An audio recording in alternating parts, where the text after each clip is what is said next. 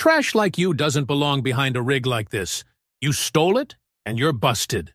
Deputy Rourke slammed Imani Reese against the front grille of her own truck, twisting her arm hard enough to bruise as the dash cam vibrated above them. Charity shipment? He sneered, eyeing the sealed trailer like it was already evidence. His partner stepped in close, cuffs snapping open beside her ear.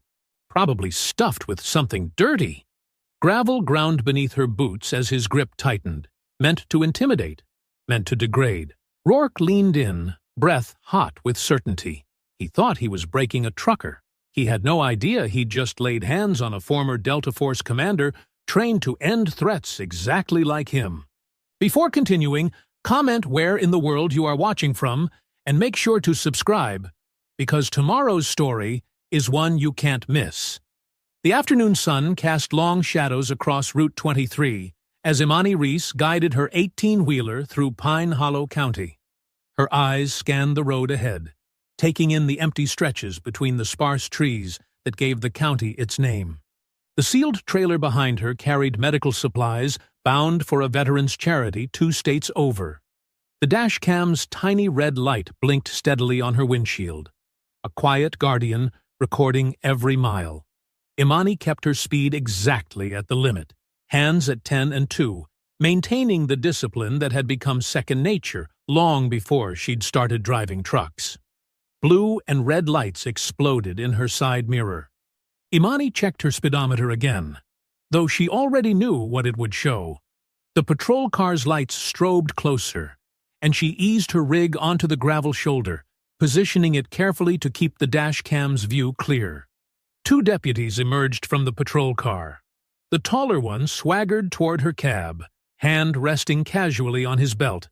His partner circled wide, boots crunching on gravel as he positioned himself on her blind side.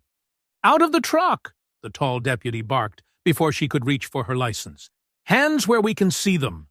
Imani's fingers tightened slightly on the wheel. "Deputy Rourke," she read from his nameplate, keeping her voice steady. "I have my documentation right here." "I said out." Rourke's face twisted. "Unless you want to explain where you stole this rig from." "Stolen?" Imani kept her tone neutral even as her mind catalogued details. No initial request for license. No statement of cause for the stop. No radio call-in of their location. "You heard him," the second deputy, Brenner, cut in. "Out. Now." Wrong county to be playing games after dark. It wasn't even close to dark yet. Imani noted that too as she complied, movements deliberate and smooth. The gravel crunched under her boots as she stepped down. Rourke grabbed her arm immediately, shoving her toward the side of the trailer. "Hands on the metal. Spread 'em." Imani planted her feet, absorbing the push while scanning the empty road. No witnesses, no buildings, no cell signal bars on her phone. This stretch of highway felt owned, claimed territory rather than public road. "Running awful nice equipment for a long haul," Brenner said, circling closer. His hand kept drifting to his holster like he was hoping for an excuse. "Bet there's quite a story there." "The story's in my paperwork," Imani replied. "Everything's in order." "We'll be the judge of that," Rourke said. He started an exaggerated pat-down, hands lingering too long, movements designed to provoke and humiliate. "Awful mouthy for someone in your position." Imani focused on her breathing as Brenner blocked her view of the patrol car. The positioning wasn't random. They'd done this before. One to search, one to obstruct, working together to control what could be seen from the road. "Papers don't match," Rourke announced, though he hadn't even looked at them. "Gonna need to check that trailer." "It's sealed," Imani said. "Charity shipment, medical supplies." "That what you're calling it?" Brenner's laugh had an ugly edge. "Could be anything in there. Could be you're running something else entirely." Imani watched Rourke circle the trailer, paying special attention to the seal. His eyes had the hungry look of someone who'd already decided what he was going to find. This wasn't a traffic stop. It was a hunting pattern. Fish for an excuse, plant evidence if needed, split the proceeds later. "Awful lot of freight traffic through our county lately," Rourke said, pulling something from his back pocket. The metal gleamed. Seal cutters. Awful lot of problems, too. But we keep things clean here. Right, Brenner. Yes, sir, we do. Brenner shifted his stance, thumb tapping his radio without keying it. No call-ins, no record, no witnesses. The sun hung lower now, stretching their shadows across the gravel. Imani's calm finally crystallized into something harder as Rourke approached the seal, cutters raised and a smirk playing across his face. She had read this situation like terrain from the first moment. The angles, the isolation, the practiced movements of predators who thought their badges made them untouchable. They had no idea they'd just cornered someone who'd spent years teaching others how to dismantle untouchable. Metal screeched against metal as Rourke worked the cutters against the trailer's seal. Brenner's fingers dug into Imani's arm, trying to force her still. The deputy's grip was tight enough to bruise, but his stance was sloppy. All show, no substance. "You're gonna regret making this difficult," Brenner hissed in her ear. His other hand rested on his holster, thumb flicking the retention strap. "Should have just played nice." Imani took a slow breath, measuring distances. The cab door hung open at just the right angle. Brenner's weight was too far forward. Rourke had turned his back completely, focused on breaking the seal. Amateur mistakes. She moved. One fluid motion. She dropped her shoulder, twisted her wrist through the gap in Brenner's grip, and used his own forward momentum to pivot him straight into the doorframe. His head snapped back with a hollow thunk. Before he could recover, she had his arm locked behind him, leveraging his weight against the truck's cab. "What the?" Rourke spun at the sound, dropping the cutters. His hand went for his weapon. Imani was faster. She kicked Brenner's legs out, dropping him face first into the gravel, and rolled sideways as Rourke charged. His wild grab met empty air. She caught his extended arm, redirected his momentum, and drove him down beside his partner. The move was pure physics, no punches thrown, just precise application of force and leverage. "Don't move," she said quietly, one knee pressed into Rourke's back. Her hand slipped into her boot, retrieving a hidden handcuff key she'd carried since her commanding days. Old habits died hard. "You're out of your mind." Rourke's curse cut off in a grunt as she secured his wrists with his own cuffs. "Assaulting officers!" Brenner wheezed, still kissing gravel. "You're done." "You're so done." Imani secured him just as efficiently, then reached through her cab window and triggered her dashcam's secondary audio recording. "Let's talk about why you really stopped me." "You attacked us!" Rourke twisted against the cuffs. "That's assault." "No cameras running, no radio calls, no probable cause," Imani listed calmly. "Almost like you were told to keep this quiet." Brenner's face went still. Rourke's neck flushed red. "We were told you'd be alone out here," Brenner spat, then immediately clamped his mouth shut, realizing his mistake. "Told by whom?" Imani pressed. "You don't get to leave with that load," Rourke growled. "Not from our county. Not with what's riding on it." Imani allowed herself a small smile. Both confessions captured cleanly on audio. She pulled their keys from their belts and walked to their patrol car, popping the trunk. The evidence of their real operation lay organized in neat rows: small plastic baggies, spare latex gloves, an extra badge without a number. And there, paper-clipped to a folder, a crisp photo of her stepping down from her cab at the way station 40 miles back. The timestamp showed yesterday afternoon. They'd been hunting her specifically. The question was why. Imani pulled out her phone and dialed 911. The line clicked, connected, then went dead with a sharp click. She tried again. This time a female voice answered, sweet as artificial sugar. "Pine Hollow Emergency Services. I need to report 2 deputies conducting an illegal stop on Route 23, mile marker 156. I have them restrained after they attempted to—" "Ma'am," the dispatcher cut in, voice dripping concern, "please stay exactly where you are. Help is coming right away. No request for details. No standard questions. just syrupy reassurance and a clear instruction to stay put. Imani's neck prickled. "What units are responding?" she asked. "Help is coming, ma'am. Please remain stationary." No sirens wailed in the distance. No radio chatter crackled from the patrol car. Just that sugary voice telling her to stay still, like a spider encouraging a fly to wait in its web. The deputies had stopped struggling. Instead, they watched her with small, knowing smiles. A low rumble grew in the distance. Imani turned toward the sound as multiple sets of headlights crested the hill ahead.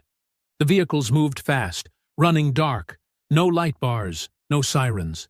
Just shadows flowing down the highway like oil, closing the distance with predatory purpose. Both deputies started laughing. The headlights grew larger, eating up the dark road. Imani moved fast, grabbing both deputies by their collarbacks and dragging them behind her trailer's bulk. They struggled and cursed, but the cuffs held. "Shut up," she ordered quietly, her voice carrying the kind of authority that made even Rourke's mouth snap closed. Years of command experience didn't fade. She pulled their body cameras off first, fingers working with practiced efficiency. The small devices contained everything she needed. Their approach, their threats, their slip-ups admitting they'd targeted her. Working quickly, she connected each camera to her encrypted phone, copying the files. "You really think that'll help?" Brenner sneered, but his voice shook slightly. "Nobody's gonna believe you over us." Imani didn't respond, focused on uploading the footage to her Dead Man Drop, a secure server that would release everything if she didn't check in regularly. Insurance against disappearing. The approaching vehicles were close now, their engines a low growl in the gathering dusk. She grabbed both deputies' radios, switching them to transmit mode and wedging them carefully under her trailer. Open mics, catching everything said in the next few minutes. Static crackled, then voices cut through. "Got eyes on the truck? Seal intact? Clean this up fast. Sheriff Van wants no traces. Sheriff Hollis Van." The name clicked into place like a round being chambered. She had maybe 2 minutes before they reached her position. "You're dead," Rourke spat. "You hear me?" "Dead and buried where nobody asks questions." "Like the other drivers?" Imani asked softly, watching understanding flash across his face. She'd hit something there. Other victims, other stops, other cover-ups. The vehicles were close enough now that she could count them. 4 SUVs, running dark, spreading out to box in her position. Standard tactical containment. They'd done this before. She had 2 choices: stay and try to fight a rigged system, or make a tactical withdrawal and choose better ground. The decision took less than a second. Imani slipped into her cab, engine already running. The deputies were still secure but alive. She wasn't giving them a martyr story. The open mics would catch whatever happened next. She'd marked the GPS coordinates in 3 different devices. Her rig rolled forward, gathering speed. In her mirrors, she watched the SUVs suddenly accelerate, trying to cut her off. But she had momentum and 18 wheels to their 4. They couldn't risk ramming her without exposing themselves. She drove steadily, not too fast, not too slow. Just another truck on a dark road. The SUVs fell back, keeping their distance but maintaining visual contact, looking for her next stop. 20 minutes later, she pulled into the Pilot Travel Center, its floodlights creating a pool of harsh fluorescence. Other trucks lined the lot. Witnesses, cameras, safety in numbers. She backed into a spot with practiced ease, just another driver ending their day. But first, she needed to check her rig. That photo from the way station meant they'd had time to prep. Sure enough, when she examined her cab in detail, she found scratch marks around the latch. Someone had tried to plant something while she'd been inside paying for fuel earlier. Sloppy work, rushed by her earlier departure. Imani pulled out a burner phone, one of 3 she kept for emergencies.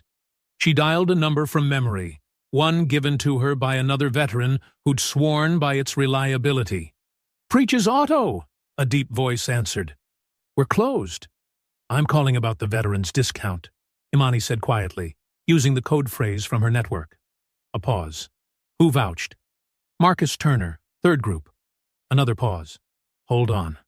Muffled movement, a door closing. When the voice returned, it was lower, more cautious. I'm Preach. What's your situation? Imani gave him the bullet points. The stop, the deputies, the approaching SUVs, Sheriff Van's name. Jesus, Preach breathed. You need to leave. This county eats outsiders, especially ones who fight back. I've got evidence, Imani said, and a sealed trailer they wanted badly enough to risk exposure. Evidence doesn't matter here, Preach warned. Sheriff Van's got judges in his pocket, deputies on his leash, and enough friends to make problems vanish. Turn around. Live to fight somewhere else. Imani watched the sun setting through her windshield, painting the sky in deep purples and bloody reds. Running meant leaving others vulnerable, meant letting predators keep their badges, meant looking away. She started her engine. I'm going to need directions, she said, to the county courthouse. You're making a mistake, Preach said heavily. They own the dark here. Then I'll make them face me in the light. Imani pulled out, turning her rig toward town. Sometimes survival meant hiding, but sometimes it meant standing your ground where everyone could see. The morning sun streamed through the courthouse's tall windows, casting long shadows across the polished floor. Imani stood at the clerk's counter, her complaint form and thumb drive placed deliberately in front of her. The elderly clerk's smile didn't reach her eyes as she peered over reading glasses. I'm sorry, ma'am, but we don't take complaints like that without an appointment. The clerk's voice dripped with fake sweetness. It's policy. Show me where that policy is written, Imani said quietly, her tone level and professional. The clerk's smile tightened. Perhaps you'd like to speak with one of our officers.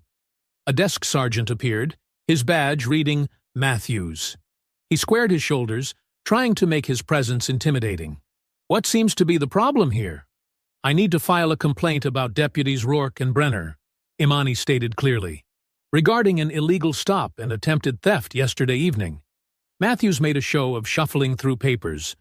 Can't seem to find those forms right now. System's been acting up lately. He smirked. Maybe try the county seat 40 miles over? Behind the counter, a younger clerk whispered something to her colleague, both giggling. A phone camera flashed briefly, someone taking her picture. Imani kept her face neutral, but her mind recorded everything. The clerk who texted immediately after the photo, the security guard by the metal detector who suddenly found his radio interesting, the maintenance man who hustled away like he didn't want to be seen. We get all kinds through here, an officer lounging against the wall announced loudly. Especially certain kinds of drivers who don't know their place on our roads. More laughter rippled through the lobby. Imani didn't react to the bait. She'd commanded missions where a single wrong move meant death. These small-town power plays were amateur hour. I'd like to speak with Judge Kitteridge. The laughter stopped. The clerk's expression froze. Judge Kitteridge is unavailable, Matthews said flatly. Indefinitely. I'll wait, Imani replied. Could be a very long wait. Matthews leaned forward. Might want to get back on the road. Safer that way. A woman in her early 30s with a messenger bag approached the counter, pretending to check a bulletin board. She had quick, observant eyes and a press pass partially hidden under her jacket. Excuse me, the woman said quietly when Matthews stepped away. Are you Imani Reese? Imani turned slightly, evaluating the stranger. Who's asking? Mina Duarte. I run an investigative podcast. She kept her voice low. I've been looking into stories about this county for months. Your name came up on a rumor board. Something about a sealed federal case a few years back? Not interested in publicity, Imani said firmly. I get it. But before you walk away, Mina pulled out her phone, showed a spreadsheet. These are missing drivers, mostly black and brown. All disappeared along this same corridor over the past 2 years. Local cops claim they have no records, but the pattern speaks for itself, Imani finished, studying the names and dates. I can help, Mina pressed. My audience knows how to amplify stories that need telling. Make them too public to bury. Imani was about to refuse again when movement at the main entrance drew everyone's attention. Sheriff Hollis Van swept in like a politician working a room. His uniform was crisp, his smile practiced and warm. He moved through the lobby, shaking hands, calling people by name, radiating authority wrapped in folksy charm. "Sarah, how's that grandbaby doing?" he asked the clerk. "Matthews, good work on that highway patrol coordination." Each interaction was perfectly calculated, reminding everyone who controlled their comfort, their careers, their security. Then Van turned, and his eyes met Imani's. There was no surprise in his face, no confusion, just calm recognition, as if he'd been waiting for this moment. His smile never wavered. "Welcome to Pine Hollow," he said, voice carrying across the now silent lobby. "I don't believe we've had the pleasure." He extended his hand. The gesture wasn't friendly. It was a challenge, a public move forcing her to either accept his dominance or mark herself as hostile. Imani noted how everyone watched, how phones appeared ready to record, how the security guard's hand drifted toward his weapon. Imani kept her hands at her sides, neither accepting nor refusing. Just standing her ground, face composed, eyes steady on his. She'd faced down warlords and cartel bosses. This man was dangerous, but he wasn't unique. The moment stretched, heavy with tension. Van's smile remained fixed, but something cold flickered in his eyes. The look of a man unused to having his authority questioned, especially in his own courthouse. Around them, the lobby had gone completely still, everyone watching the silent confrontation between the truck driver who wouldn't back down and the sheriff who expected absolute submission. The air felt charged, like the moment before a storm breaks. Sheriff Van followed Imani out of the courthouse, his footsteps unhurried on the concrete steps. The morning sun cast his shadow long across the sidewalk, stretching toward her like a reaching hand. "Miss Reese," he called, voice gentle as a prayer. "A moment of your time?" Imani turned, maintaining precise distance. Van's sheriff's badge caught the sunlight, a deliberate flash of authority. "I pride myself on knowing every professional driver who comes through Pine Hollow," he said, closing the gap with measured steps. "We're a close community, God-fearing people who look out for each other." He gestured toward a black SUV idling nearby. "Perhaps we could discuss your concerns somewhere more private?" "I've filed my complaint," Imani replied evenly. Van's smile didn't waver. "Complaints can be such formal things. Cold paperwork doesn't solve problems like a good conversation can." He lowered his voice to a confiding murmur. "Besides, I'd hate to see your rig held up by inspections. They happen so randomly these days. Department of Transportation's very thorough." From the corner of her eye, Imani spotted Mina Duarte partially hidden behind a courthouse pillar. Phone raised discreetly. "Smart woman. Is that an offer or a threat, Sheriff? Now, why would you take it that way?" Van spread his hands, the picture of wounded innocence. "I'm trying to help.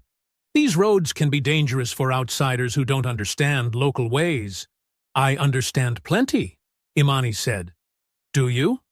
His eyes hardened slightly, though his smile remained fixed. "Because from where I stand, you seem like someone about to make things harder than they need to be." Imani met his gaze steadily. "Harder for whom?" Van chuckled, but it didn't reach his eyes. "You drive safe now," he said, turning away. "God bless." The walk back to the truck lot took 10 minutes. Imani's rig sat exactly where she'd left it. But something was off. A patrol car rolled past slowly, the deputy inside making a show of checking his phone.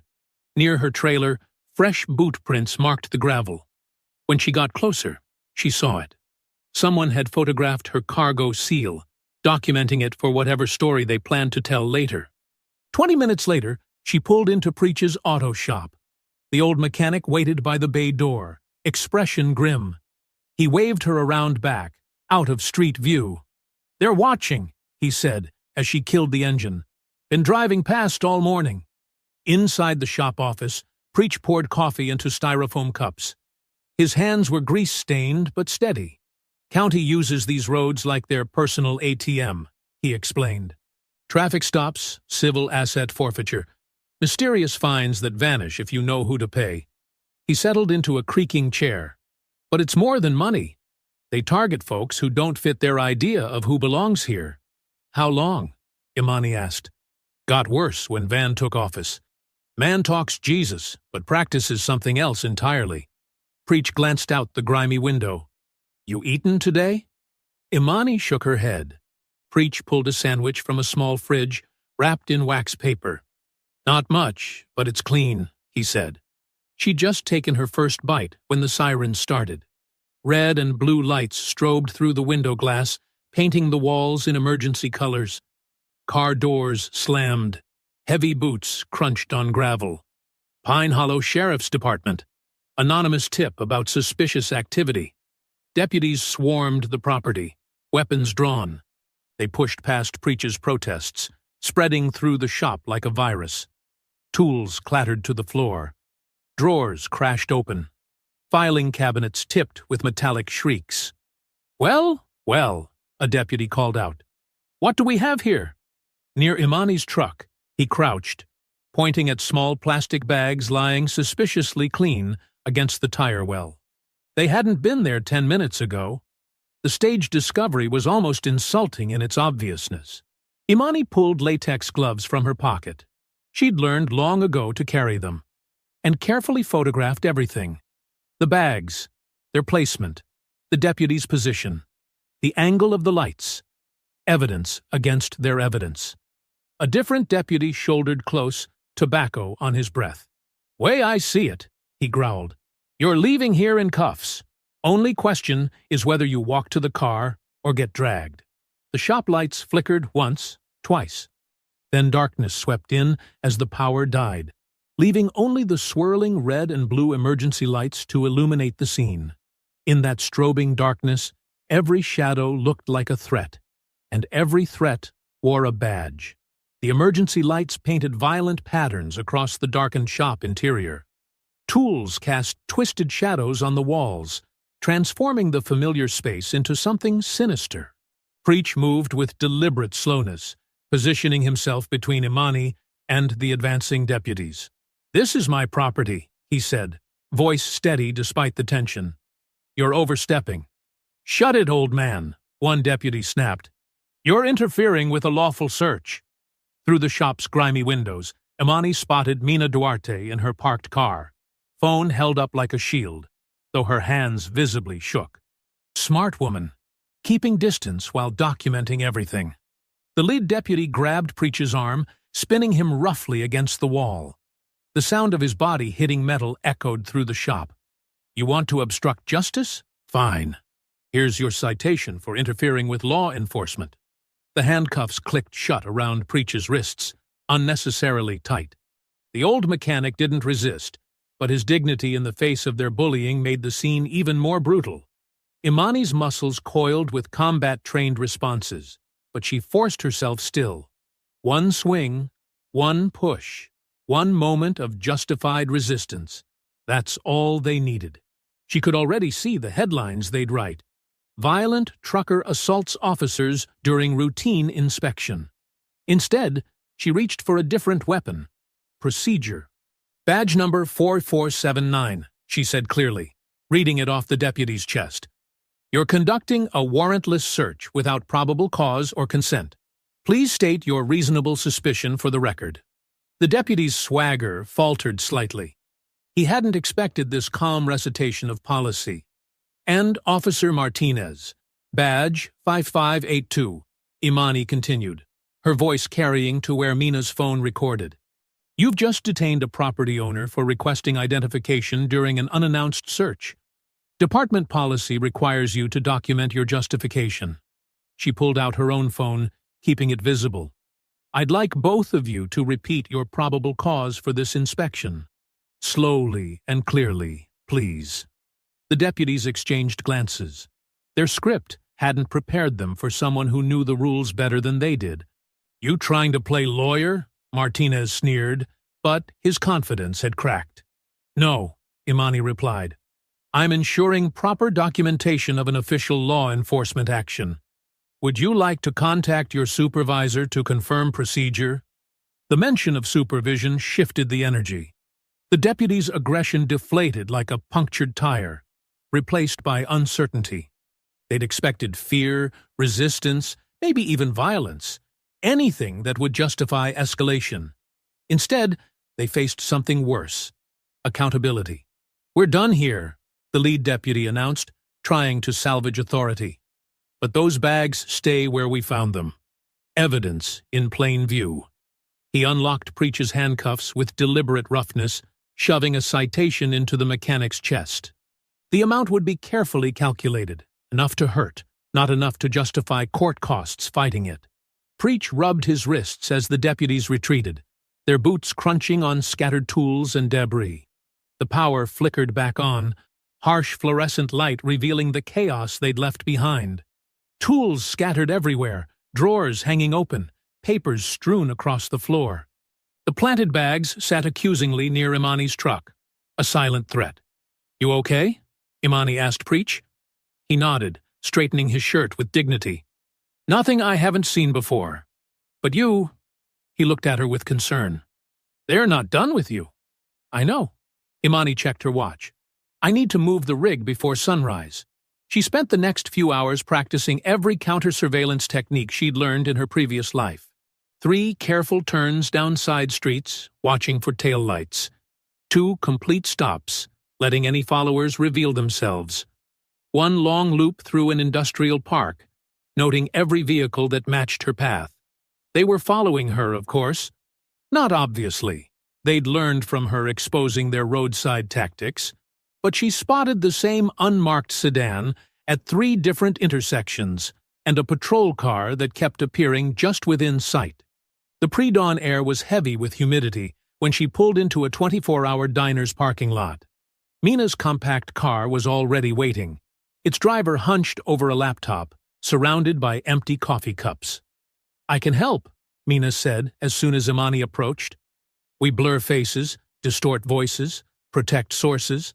But people need to hear what happened on that road." Imani studied the younger woman's face, looking for any trace of glory-seeking or recklessness. She found only determined compassion. "The locals come first," Imani said firmly. "Nothing airs if it puts them at risk. Preach, the diner staff, anyone who might face retaliation, they get protection, or we don't move." "Agreed," Mina nodded. "I've got secure channels, ways to release information that can't be traced back. And numbers for good lawyers. How soon?" "Give me 24 hours to set up proper safeguards." Mina started gathering her equipment. "Meet back here tomorrow?" "Different location," Imani corrected. "I'll text you." As they prepared to part ways, Imani's trained eye caught movement across the street. A county cruiser sat silent in the shadows of a closed gas station, its engine cold but its occupant alert, watching, waiting. The first rays of dawn hadn't yet touched the horizon when Imani parked her rig behind an abandoned warehouse. Mina's camera light cast an artificial glow across the trailer's rear doors as they documented every detail of the untampered seal. "Getting clear footage of the numbers," Mina whispered, zooming in. "Show me exactly how you're breaking it." Imani held up the seal cutters. "Notice the original closure is intact. No signs of previous tampering." She snipped through the metal cleanly, the sharp sound echoing off concrete walls. The heavy doors creaked open. Imani swept her flashlight across rows of neatly stacked medical supplies. Bandages, basic instruments, medication bottles in sealed containers. Everything matched the manifest perfectly. "This is all legitimate," Mina observed, panning her camera across the cargo. "Real charity shipment, which makes it perfect cover."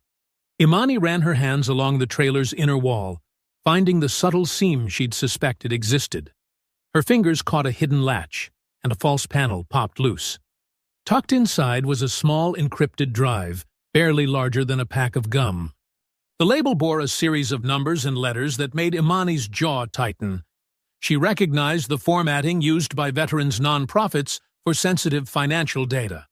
"What is it?" Mina asked, focusing on the drive. "Evidence." Imani held it up to the light. "This connects to county contracts, grant money, the kind of paperwork that shows where millions in public safety funding really goes." Mina's eyes widened. She lowered her camera and pulled out her laptop, fingers flying across the keys. "Look at this. I've been tracking Sheriff Van's budget reports. 3 years ago, his department's funding tripled. Same time period. Civilian complaints dropped to 0. Not declined, vanished completely. They weren't just hunting random trucks," Imani said. "They knew exactly what load to target." She pulled out a burner phone, one of several she'd stashed in her rig for emergencies. The number she dialed belonged to a lawyer 2 counties over, someone who'd helped veterans navigate system abuse before. "Morgan and Associates," a cautious voice answered. "Need to discuss a Pine Hollow situation," Imani said, using their agreed-upon phrasing. "Interesting timing," the lawyer replied. "State investigator just opened a preliminary look into that jurisdiction. Might want to connect with them." Imani's spine tingled with warning. How preliminary? Very recent. Within the last 48 hours. Too convenient. Right after her stop. Right after she'd started asking questions. Imani ended the call, mind racing through implications. The morning news flickered across Mina's laptop screen.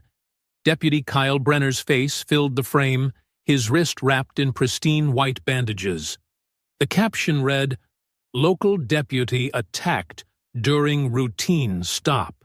"I feared for my life," Brenner told the reporter, his voice trembling with rehearsed emotion. "This violent trucker just exploded. No provocation. We were only doing our jobs, protecting the community." Comments poured in beneath the video. Dozens of nearly identical messages condemning dangerous truckers and praising our brave officers. The coordinated nature was obvious to anyone paying attention. "They're not showing your face," Mina noted. "But look, they made sure to get clear shots of your rig's details. Make, model, distinctive markings." "Making me harder to hide," Imani said. "Clever." She watched Mina assemble the podcast teaser, quick cuts of audio from the roadside stop, carefully distorted voices, stark text overlays explaining the pattern of abuse. The whole piece ran just under 2 minutes. "Ready?" Mina's finger hovered over the upload button. Imani nodded. The teaser went live at exactly 6:00 a.m. For 3 minutes, nothing happened. Then Mina's screen exploded with notifications. Her account had been flagged for community guidelines violations. Copyright claims appeared against audio she hadn't even used. A flood of automated reports targeted her channel. "They were waiting," Mina muttered, trying to counter the digital assault. "They knew exactly." Her phone buzzed. A message from an unknown number contained only an address, her studio's location, followed by a single question mark. Seconds later, the same address appeared in multiple local Facebook groups, accompanied by thinly veiled threats about investigating anti-police propaganda. "They work fast," Imani observed, her voice cold with recognition. She'd seen this pattern before, the swift, coordinated effort to silence and intimidate. But this time, it wasn't coming from shadowy government agencies. It was coming from a small-town sheriff's department that had practiced these tactics until they were perfect. Mina's hands shook slightly as she backed up her files to secure servers. "What's our next move?" "We expected this," Imani reminded her. "Let them think their pressure is working. Meanwhile, we follow the money. That drive isn't just about missing cargo. It's about missing millions. And someone in Pine Hollow is getting very, very nervous." Sunlight streamed through the dusty blinds of Mina's studio apartment, casting thin stripes across her cluttered desk. 2 monitors displayed video editing software, carefully blurring faces and distorting voices from Imani's dashcam footage. The small space smelled of coffee and determination. "There," Mina said, making a final adjustment. "Deputies' faces are obscured, but their actions are crystal clear. Audio's clean enough to understand, but processed enough to protect sources." Imani leaned forward, watching the footage play back. The roadside encounter looked almost surreal in daylight. The deputies' aggressive posturing, their calculated cruelty, the moment everything changed. Good work on the audio. You can hear the threat in their voices without identifying them. Ready? Mina's finger hovered over the publish button. Imani nodded. Do it. The episode went live at exactly 10:15 a.m. For 5 minutes, silence. Then Mina's phone erupted with notifications. Call after call poured in, each person speaking their own piece of the larger puzzle. I'm a waitress at the truck stop, one woman said, her voice trembling. I've seen them plant things in people's vehicles during routine searches. They make sure we all watch. A man identifying himself as a former dispatcher spoke in hushed tones. They trained us, which calls to drop. Said it was about resource management. But it was always specific callers, specific situations. Always. They took everything, a driver reported. Said my paperwork was suspicious. Never saw my cargo again. Department claimed no record of the stop. Imani documented each call meticulously, noting patterns, cross-referencing details. Outside the studio window, she watched people on the street pause at Sheriff Van's campaign banners. The bold words, safety, family, faith, seemed to take on new meaning as passers-by studied them with fresh eyes. Look at this, Mina said, pointing to her screen. An email had arrived from Judge Kitteridge's clerk, marked urgent. The judge will hold an emergency hearing if we submit evidence through proper channels. Forward that to the attorney, Imani said, pulling out her burner phone. She dialed the lawyer's number, putting it on speaker as Mina recorded. I'm ready to sign an affidavit, Imani stated once the connection was secure. Full statement, all details, properly witnessed. About time, the lawyer replied. I've got a state investigator trying to reach you. Name's Grant Huxley. He's leading a task force on jurisdictional abuse patterns. As if on cue, Mina's office line rang. The caller ID displayed a state government prefix. This is Grant Huxley, a measured voice announced when Mina answered. I need to speak with Imani Reese regarding the Pine Hollow incident. Imani gestured for Mina to put it on speaker. I'm here, Mr. Huxley. Ms. Reese. His tone was professional but warm. We've been monitoring similar complaints across 3 counties. Your evidence could tie several cases together. We can offer protective custody and a secure channel for evidence submission. He referenced specific case numbers, dates, operational details that matched Imani's research. Everything he said aligned with what they'd uncovered. How do we proceed? Imani asked, keeping her voice neutral despite the hope trying to take root in her chest. I'm at the County Administrative Annex, Huxley replied. Secure office, clean chain of custody, everything by the book. We can meet at sunset, process your statement, and place you in protective custody before full dark. Imani muted the phone, turning to Mina. Thoughts? Sounds legitimate, Mina whispered, but I'm following you with cameras rolling. No chances. Imani unmuted. Agreed, Mr. Huxley. Sunset at the annex. I'll bring the evidence and a witness. Perfect. The satisfaction in his voice seemed genuine. Park in the west lot. I'll have officers securing the perimeter. After the call ended, Imani and Mina spent the next hours preparing. They backed up files to multiple secure locations, arranged dead man drops with the attorney, and mapped multiple exit routes from the annex. Legal process might actually work this time, Mina said, packing her camera gear. Maybe. Imani checked her phone. Dozens more messages had arrived, each person sharing their own encounter with Pine Hollow's justice system. But we do this exactly right. Everything documented, everything witnessed. The sun began its descent, painting the sky in shades of orange and purple. Imani retrieved her sealed evidence files from a secure location, while Mina tested her recording equipment one final time. Ready? Mina asked, shouldering her camera bag. Imani took a deep breath, feeling the familiar pre-mission focus settle over her. Let's go make it count. They drove separately toward the county administrative annex, Imani in her rig, Mina following at a discreet distance. The massive brick building stood silhouetted against the dying sun, its windows reflecting golden light. Several unmarked vehicles were already parked in the west lot, their official plates visible in the fading daylight. The county administrative annex cast long shadows across the parking lot as Imani pulled in, her rig's headlights sweeping across rows of empty spaces. Sodium lamps buzzed overhead, their orange glow flickering like dying fireflies. Grant Huxley stood beside a dark sedan, his posture relaxed and professional. His suit jacket caught the uneven light as he raised a hand in greeting. Imani performed her standard security scan before stepping down from the cab.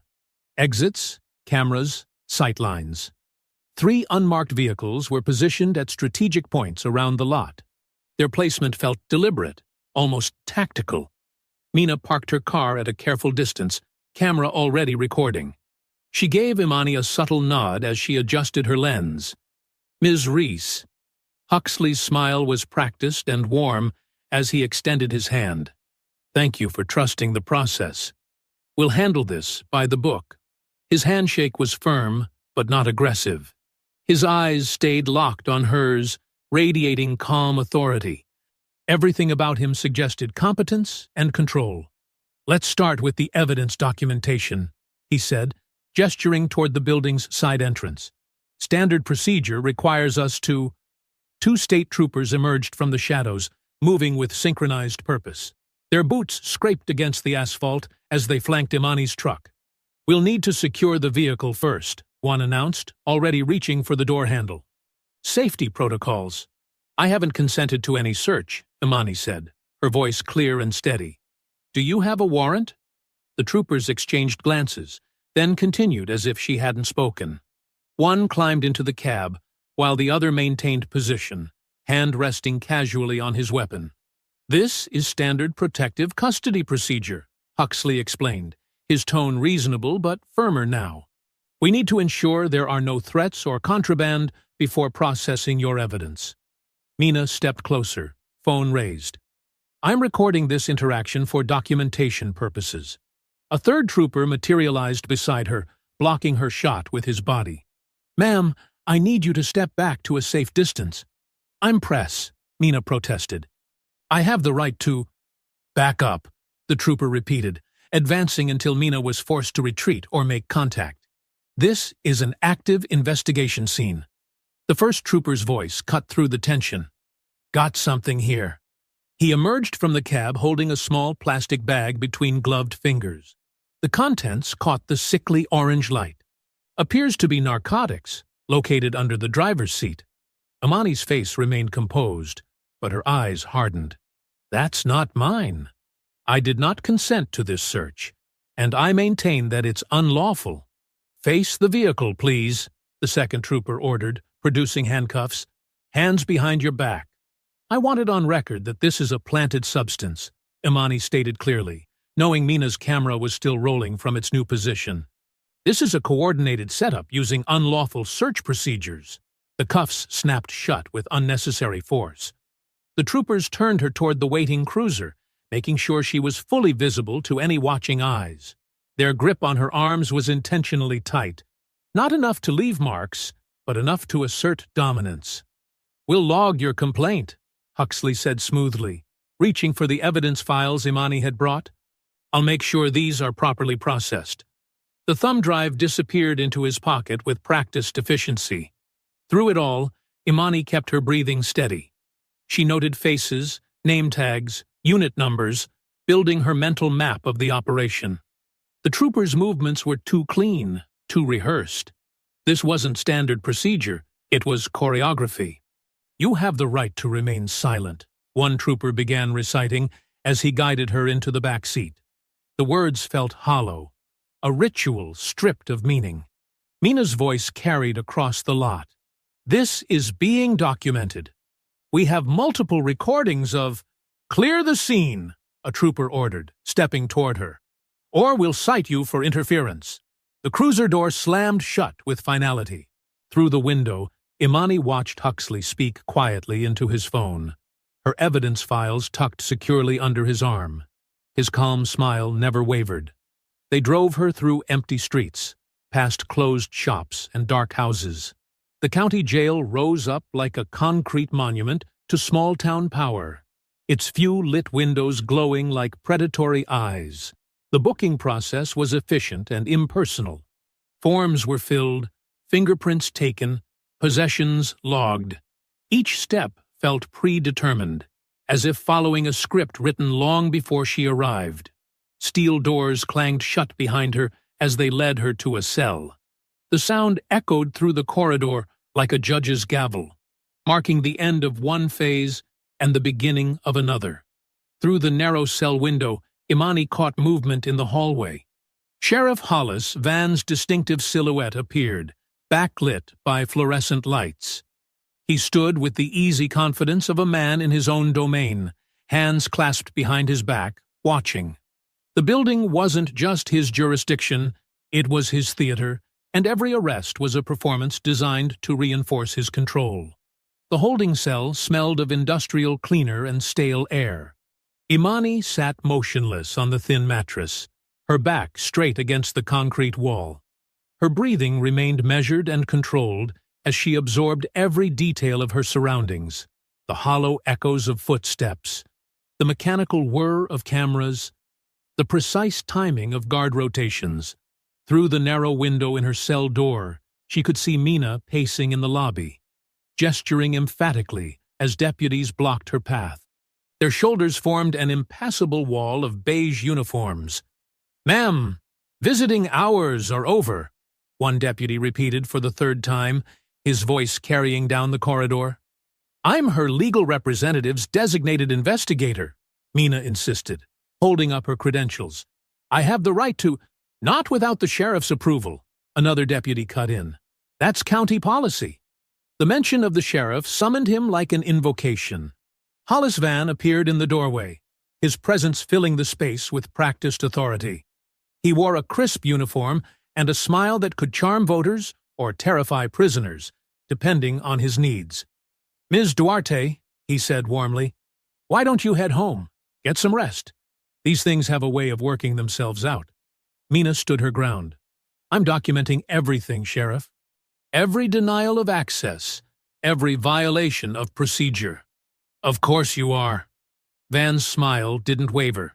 He turned to the deputies. "Please escort Ms. Duarte to her vehicle, for her safety." Imani watched through the window as they herded Mina toward the exit, their politeness carrying clear threat. When the lobby cleared, Van's footsteps approached her cell with unhurried confidence. He appeared in her doorway, filling it like he owned the frame. "Ms. Reese, I hope you're being treated well?" Imani met his gaze but didn't respond. Her stillness seemed to amuse him. "I've reviewed your situation," he continued, voice dripping with false concern. "It's unfortunate. Narcotics charges carry heavy penalties in this county, but there might be a simpler solution." He paused, waiting for her to ask. She didn't. "A felony plea," he offered finally. "Time served. You leave the county tonight and never return. Your truck gets released, your cargo continues unmolested, and everyone sleeps better." "No," Imani said simply. Van's smile tightened at the edges. He made a small gesture to the guard station. The overhead lights flickered and died, plunging the corridor into darkness, broken only by emergency strips. The security camera's red recording lights winked out in perfect synchronization. Heavy footsteps approached. A guard Imani hadn't seen before. He unlocked her cell with practiced efficiency. 3 minutes, Van said quietly, stepping back. The guard moved fast, grabbing Imani's arm and slamming her against the wall. His forearm pressed against her shoulders, careful to avoid leaving marks. "You think you're special?" he hissed, breath hot against her ear. "You think your fancy lawyer and your little reporter friend make you untouchable? Women like you never learn." Imani didn't struggle. She counted seconds in her head, noting every detail. The guard's stance, his breathing pattern, the exact pressure points he chose. This wasn't improvised. It was rehearsed intimidation, designed to break spirits without leaving evidence. The lights hummed back to life precisely 3 minutes later. The guard stepped away as smoothly as he'd arrived, straightening his uniform. Van reappeared in the doorway. "Think about my offer," he said pleasantly. "Things tend to get uncomfortable for people who refuse my hospitality." As if to emphasize his point, Imani's cell phone lit up with messages the moment they returned her personal items for logging. "Mina. Urgent. They're raiding the studio. Armed deputies. No warrant. Claiming evidence tampering investigation. Hard drives being seized. Preach's sister. They arrested Eli for interfering with an investigation. Shops padlocked. Need help. Her attorney. Court calendar suddenly shifted. Judge Kitteridge unavailable indefinitely. Working on options. And, most concerning, an automated alert from her dead man drop server. Someone had accessed it, trying to scrub the uploads. The footage was compromised. Imani sat back on the mattress, her face betraying nothing as she processed the coordinated assault on her support system. They were isolating her, cutting off every avenue of resistance. But in doing so, they'd revealed something crucial. She recalled each visit from Van over the past hours. Every time he appeared, the same sequence played out. Lights down, cameras off, 3 minutes of darkness. Not 2 minutes, not 4, exactly 3. A pattern born of arrogance and routine, as predictable as sunrise. The guard passed her cell again, smirking. Imani remained still, her breathing steady. She wasn't counting the hours until morning. She was counting the minutes between camera cycles, mapping the rhythms of a system that thought itself invincible. Through her window, she could see the wall-mounted clock ticking away seconds under the harsh fluorescent lights. She watched its hands move with the same patience she'd once used to study patrol patterns in far more dangerous places. Every prison had its schedule. Every schedule had its gaps. The lights flickered again as Van made another pass through the corridor, his boots clicking against the floor in measured steps. Right on cue, the cameras went dark. 3 minutes of invisible power. 3 minutes of absolute authority. 3 minutes of perfect, predictable darkness. The holding cell's morning light filtered through a narrow window, casting sharp shadows across the concrete floor. Imani sat upright on her bunk, one hand pressed deliberately against her side. When the breakfast guard passed, she caught his attention with a controlled wave.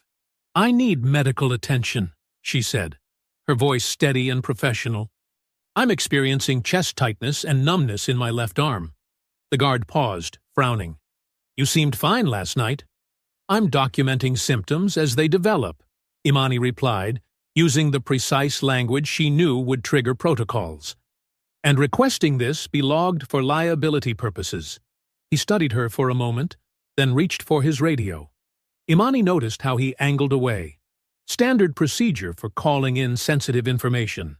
She'd been mapping these small details all night. Which guards favored which positions, how many seconds between security buzzes, the exact pattern of camera sweeps. Within 15 minutes, a nurse arrived with a clipboard and an expression of professional skepticism. Imani described her symptoms with medical terminology that made the nurse look up sharply.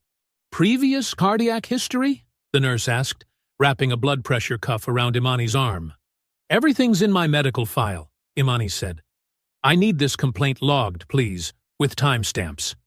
The nurse's pen scratched across official forms, creating the paper trail Imani needed. As she worked, Imani tracked the morning shift change through her peripheral vision. 3 new guards, 2 familiar faces from night shift lingering to chat. The camera in the corridor clicked as it panned. Somewhere across town, Mina was hunched over a borrowed laptop in the basement of Preach's cousin's house. She'd started a live update stream an hour ago, careful never to mention locations, just times, events, witness counts. 6:47 a.m. Medical examination requested. 6:52 a.m. Witness confirms patrol vehicles outside local business. The timestamps created a digital record that couldn't be erased. The nurse finished her assessment and stepped out to make a call. Through the cell door's window, Imani watched her speak quietly into a phone at the guard station. A new shift supervisor appeared, checked paperwork, made his own call. Procedures clicking into place, like tumblers in a lock. 3 cells down, a trustee mopped the floor with slow, methodical strokes. Imani had noticed him last night, the way he worked during guard changes, how he kept his head down but his eyes alert. His sleeve bore the faded mark of a military tattoo, mostly removed but still readable to those who knew the design. The lights flickered right on schedule. Van's morning inspection approaching. Imani pulled a carefully folded paper from where she'd hidden it under her mattress. She'd torn it from her initial booking forms, written on it using a broken pencil lead she'd palmed during processing. The message was simple: map coordinates followed by a code phrase used in veteran emergency protocols, one that would trigger her rig's hidden GPS beacon. She'd designed that system for exactly this type of situation, when normal channels were compromised. As the cameras went dark, Imani made her move. The trustee's mop brought him past her cell, just as the guard stepped away from his post. 3 minutes of clockwork darkness. She slipped the paper through the gap beneath her door with practiced precision. The trustee's foot slid the note away without breaking stride. By the time the lights hummed back on, there was no evidence of the exchange. The note would make its way to a transport officer, another veteran, within the hour. Judge Kitteridge's burner phone message reached Mina at 7:15 a.m. Saw the episode. Files look solid. But he has leverage. Personal things. Family things. I can't move openly. Mina relayed this through encrypted channels to Imani's attorney. The judge's fear confirmed what Imani had suspected. Van's power came from knowing where to push, how to threaten without threatening. But his leverage only worked in shadows. The nurse returned with transfer papers. "We're moving you to County General for observation," she announced, marking more check boxes on her forms. Protocol for cardiac symptoms. 2 guards arrived to escort Imani. They cuffed her with practiced efficiency, but she noticed their uncertainty. This wasn't a normal prisoner transfer. It hadn't come through their usual channels. The transport van waited in the Sally Port, its engine idling in the gray dawn light. As they led her through the corridors, Imani counted cameras, noted blind spots, mapped each security checkpoint. She kept her breathing steady, her steps measured. To anyone watching, she was just another prisoner being moved through the system. But she knew her GPS beacon was now active, broadcasting its location to a network of veterans who understood its significance. Mina's live stream would track the transport timeline. The nurse's paperwork created an official record. Judge Kitteridge's message proved the corruption went higher than street level. Each small piece, the medical complaint, the timestamp stream, the GPS signal, formed part of a larger strategy. Imani hadn't spent the night panicking. She'd spent it building a net of visibility that would make her disappearance impossible. The transport van's rear doors swung open. Dawn painted the sky in shades of purple and orange as Imani stepped up into the vehicle, her cuffs clinking quietly against the metal seat. The doors slammed shut with a heavy finality. The transport van swayed along county back roads, its suspension creaking over each pothole. Morning sunlight flickered through the metal mesh windows, casting shifting patterns across Imani's face. She kept her shoulders loose, head tilted back as if dozing, but her eyes tracked every reflection in the van's interior mirrors. 2 guards sat in the front, separated by a barrier. The younger one kept checking his rearview mirror, fingers drumming nervously on the steering wheel. The senior officer, Martinez, maintained a stoic silence, but his posture betrayed tension. Shoulders too straight, hand too close to his radio. Imani had counted 3 turns since leaving the jail, each one taking them further from the direct route to County General. Standard procedure required staying on main roads for medical transfers. These weren't main roads. The van slowed for a railroad crossing. Protocol required a complete stop, visual check both ways. As the brakes squealed, Imani shifted her weight carefully, pressing one knee against the metal bench. "Check the crossing," Martinez instructed his partner. The younger guard stepped out, boots crunching on gravel. Imani rolled her shoulders, pressed her tongue against a false crown on her back molar. Veteran fieldcraft, a hidden tool disguised as dental work. The metal pick inside was smaller than a paper clip, but precisely sized for certain locks and electronic triggers. A train horn blared in the distance. The guard outside shouted something about tracks being clear. That's when Imani executed her move. A precise series of actions rehearsed in her mind all night. She jerked forward suddenly, making a choked sound. Her handcuffs rattled against the bench as she doubled over, gasping with theatrical precision. Can't breathe. Martinez turned sharply. Hey! What's wrong with her? The younger guard scrambled back into the van. Should we call it in? Protocol says we have to. Martinez reached for his radio. Medical emergency during transport. Imani continued the performance, wheezing just loud enough to mask the soft click of her hidden tool engaging with her rig's remote beacon trigger. A modified key fob she'd prepared for exactly this scenario. 3 quick pulses. Activate. Broadcast. Emergency protocol. Dispatch, we need medical response, Martinez was saying. Location is... Static cut through his transmission. The younger guard swore, adjusting frequencies. More static. While they focused on communications, Imani's beacon was already broadcasting. Somewhere in Preach's cousin's basement, Mina's borrowed laptop pinged with the signal. Within seconds, her live stream activated. Signal detected. If you see this marker, timestamp it. Record everything. Traffic cams, store security feeds, anything public. Build the timeline. The van's radio crackled. A new voice cut through. Unit 217. Redirect to alternate location. Code 4 Alpha. Martinez frowned. 4 Alpha? That's not. Confirmed. Unit 217. Proceed to Morgan Event Center. Security teams standing by. The younger guard shifted uncomfortably. But the hospital? Those are orders, Martinez said, but his tone carried doubt. Imani had stopped gasping, now sitting calmly upright. The sudden change made Martinez eye her suspiciously. You're awful relaxed for someone who couldn't breathe a minute ago, he said. Imani met his gaze in the rearview mirror. Because I've been hunted before, she replied evenly. And I learned how hunters get sloppy. They forget to check their corners. They miss the obvious signs. The younger guard's radio squawked again, local channels flooding with chatter. Online viewers were already triangulating the van's position. Every traffic light camera, every store security feed, every cell phone video became a data point in Mina's growing digital map. 3 patrol cars just passed Main Street, one viewer reported. Timestamp 8:17 a.m. Emergency vehicles redirecting toward Morgan Center. Event permit filed yesterday. Community prayer breakfast with Sheriff Van. The van turned onto a wider road. Through the mesh windows, Imani glimpsed campaign posters stapled to telephone poles. Sheriff Van. Leadership you can trust. Each one perfectly placed for maximum visibility. Why's everyone heading to a prayer breakfast? The younger guard muttered. Martinez didn't answer, but his knuckles whitened on the steering wheel. He knew, or suspected, that this transport had become something else. A show. A performance. Imani felt the road surface change from asphalt to concrete.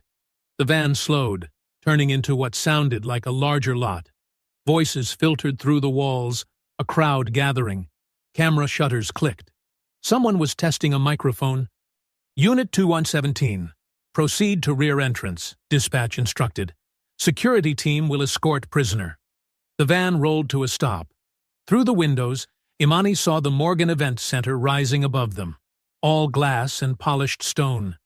Television vans clustered in one corner, their satellite dishes raised like mechanical flowers. Campaign banners draped the entrance. Safety, family, faith. Somewhere inside, Sheriff Van would be straightening his tie, rehearsing his speech about law and order, about making examples of those who threatened his community's peace. He wanted his victory lap, complete with a handcuffed prisoner as his prop. Martinez opened the van's rear doors. Sunlight flooded in, along with the buzz of gathering crowds. Camera flashes sparked like lightning. Reporters jostled for position behind hastily erected barriers. Imani rose slowly, the chain between her ankles clinking against the van's floor. She stepped down into the light, squinting at the sudden brightness, but keeping her spine straight. No stumbling, no hesitation. She faced the cameras with the same calm she'd carried through firefights and ambushes. The event center doors stood open, spilling out the sound of gospel music and measured applause. Security teams formed a corridor through the crowd, their earpieces gleaming. Above them all, Van's campaign banner rippled in the morning breeze, its words now reading less like a promise and more like a challenge. Fluorescent lights hummed in the event center's back hallway, casting harsh shadows across the faces of deputies flanking Imani. The air smelled of fresh paint and floor wax, everything polished for the cameras waiting beyond the double doors. Sheriff Hollis Van stood before a mirror mounted on the cream-colored wall, adjusting his silk tie with practiced precision. His reflection showed a man comfortable in expensive clothes, someone who'd mastered the art of looking trustworthy. He smoothed non-existent wrinkles from his jacket lapels, then turned to face Imani with a pastor's practiced smile. Quite a morning for prayer and reflection, wouldn't you say? His voice carried that same manufactured warmth, though some of us have more to reflect on than others. Deputy Rourke, sporting a theatrical wrist bandage, sneered and jerked Imani's cuffs. "Keep moving, troublemaker." Through the walls, they could hear the growing murmur of the crowd.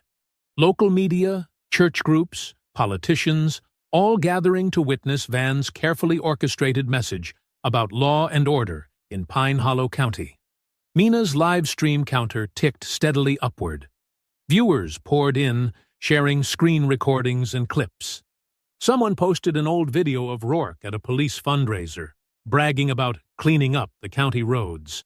Another viewer matched Brenner's badge number to 3 separate missing driver reports filed in neighboring jurisdictions. "Look at this pattern," one comment read, linking timestamps. Same stretch of road, same deputies, same reports of evidence found during searches. The stream chat erupted with fresh discoveries.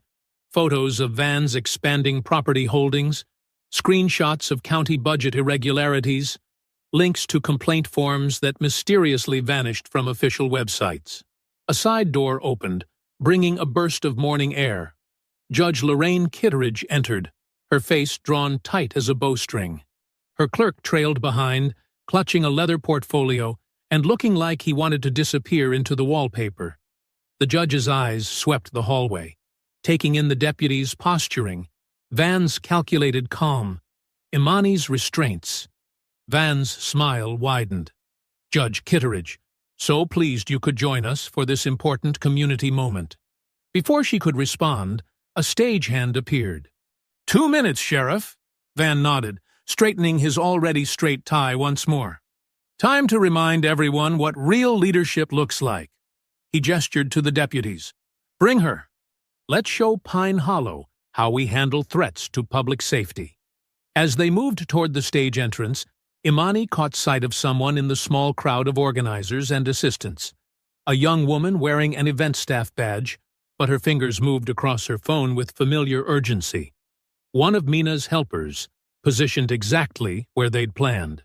Imani cleared her throat and spoke just loud enough to carry, "Strange weather for August." The phrase was meaningless to everyone else, but it was Mina's confirmation code. The helper's slight nod confirmed. Their encrypted backup was safe, distributed across servers beyond Van's reach. Through the stage curtain, they could hear Van's introduction being read, "A leader who puts faith and family first, who protects our values." A commotion near the service entrance drew everyone's attention. 2 deputies were escorting, half dragging, a new arrival. Eli Preach Sutton stumbled between them, his wrists shackled, his usually pristine mechanic's uniform wrinkled and stained. They'd clearly pulled him straight from his cell, not even allowing him to clean up. Judge Kitteridge's posture changed. Something in her carefully maintained professional distance cracked at the sight of Preach. A respected business owner, a community elder, being paraded in chains like a medieval spectacle. The message wasn't subtle. This is what happens to anyone who helps the wrong people. Get him in position, Van ordered quietly. When I signal, bring them both out. Let everyone see what law enforcement means in Pine Hollow. The judge's hands tightened on her robes. Her clerk touched her arm, whispering something urgent, but she shook her head. The fear that had kept her careful all these years was transforming into something harder and less manageable. Applause thundered as Van stepped through the curtain. His voice boomed through the sound system, practiced and powerful. My friends, my neighbors, we gather today to reaffirm our commitment to lawfulness and order. The massive screen behind the stage showed his face in high definition. Every gesture calculated for maximum impact. Camera flashes sparkled from the media section. Phones rose throughout the crowd, recording. In Pine Hollow County, Van continued, we believe in doing things the right way, the legal way. Just yesterday, our deputies apprehended a dangerous individual who thought our laws didn't apply. Imani stood in the wings, watching Van work the crowd like a revival preacher.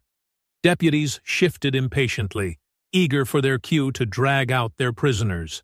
Preach kept his head high despite everything, dignity intact even in handcuffs. A small red light began blinking on the main audio board. The technician frowned, tapping his controls. Static crackled briefly through the speakers. Van didn't miss a beat. We face threats to our way of life, but I promise you. The giant screen flickered once, almost imperceptibly. A second flash. The audio popped like distant thunder. Something was happening to the feed. The giant screen behind Sheriff Van flickered again, his campaign slogan dissolving into grainy nighttime footage. Red and blue lights strobed across a familiar stretch of County Road. Deputies Rourke and Brenner emerged from shadow, their movements sharp and predatory as they approached Imani's truck. Now, folks, Van said smoothly, I'm sure there's just some technical...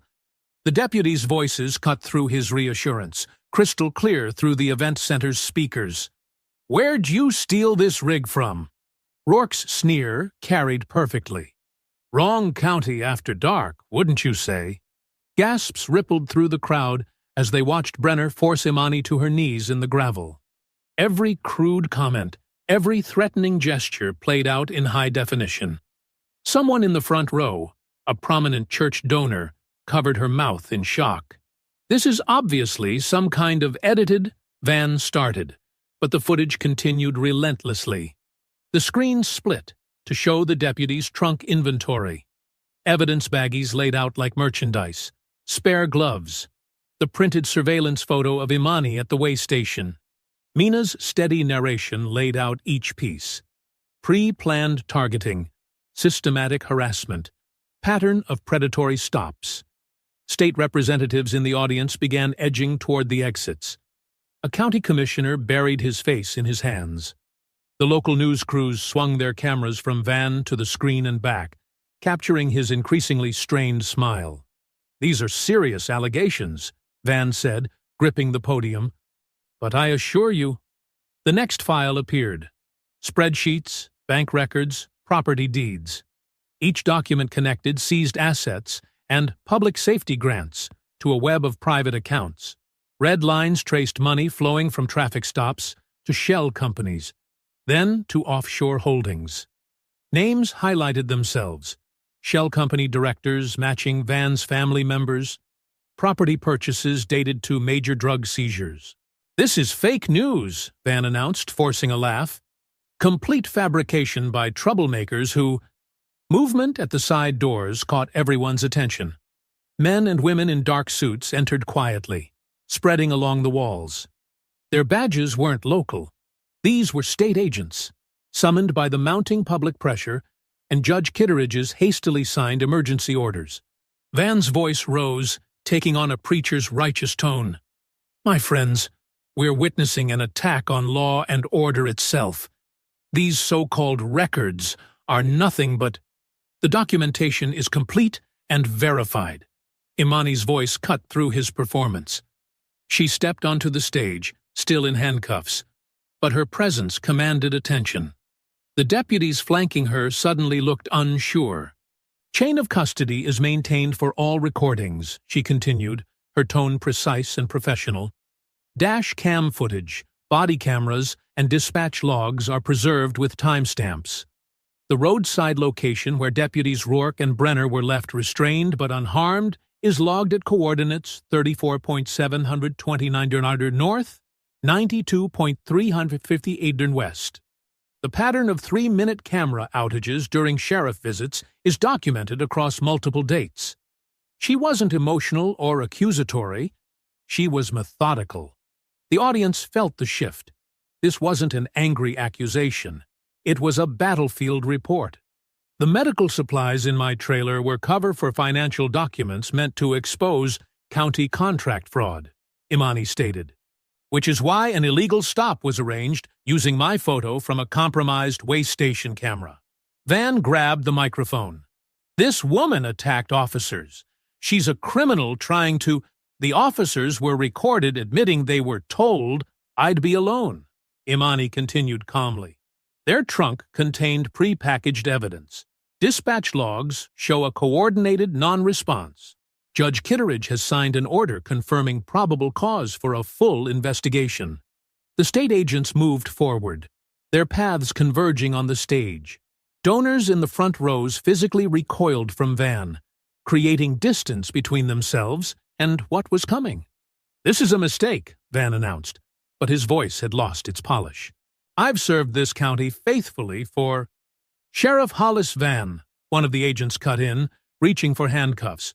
"You're under arrest for conspiracy, corruption under color of authority, and multiple counts of civil rights violations."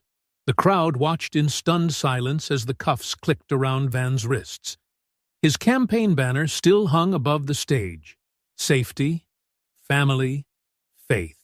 Now reading like an indictment. Cameras flashed in rapid succession. Phones recorded from every angle. The giant screen continued cycling through evidence, each new document adding weight to the moment.